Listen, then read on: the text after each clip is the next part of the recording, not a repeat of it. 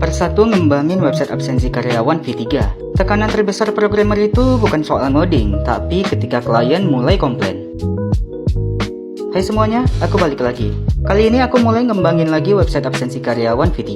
Sebenarnya jujur aja, aku itu pinginnya pindah ke project yang lain. Tapi ya gimana? Website absensi ini harus benar-benar selesai dan sempurna dulu sebelum aku bisa move on ke project yang baru. Dan ya, sebenarnya sih karena ada bug yang bikin klien protes. Oke, jadi bug yang pertama aku temuin itu adalah user nggak bisa melakukan absensi kalau memilih metode absensi berdasarkan geolokasi. Padahal sebelumnya itu fine-fine aja dan berjalan dengan normal. Tapi entah kenapa tiba-tiba jadi error seperti ini. Ketika aku cek kembali, ternyata muncul error di konsolnya. Dan ya, kepala langsung agak nyut-nyutan dikit karena ini.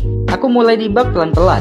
Dan jujur yang bikin pusing itu bukan cuma codingannya, tapi lebih ke beban pikirannya. Aku ngerasa bertanggung jawab banget kalau sampai klien aku merasa terganggu atau kecewa sama website yang aku buat ini.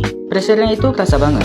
Tapi ya aku coba santai aja dulu. Kayak kata pepatah, jalanin aja dulu nanti juga ketemu solusinya. Ya meskipun pepatahnya agak beda sih, tapi masuklah ya.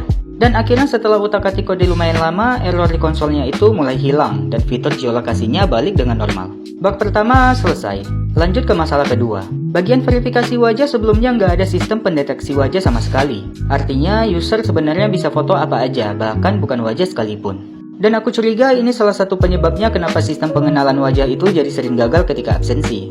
Jadi aku tambahin fitur face detection. Sekarang kalau kamera nggak mendeteksi wajah, hasilnya otomatis gagal dan nggak bakal tersimpan. Tapi kalau wajahnya jelas dan terdeteksi, baru datanya akan tersimpan ke database.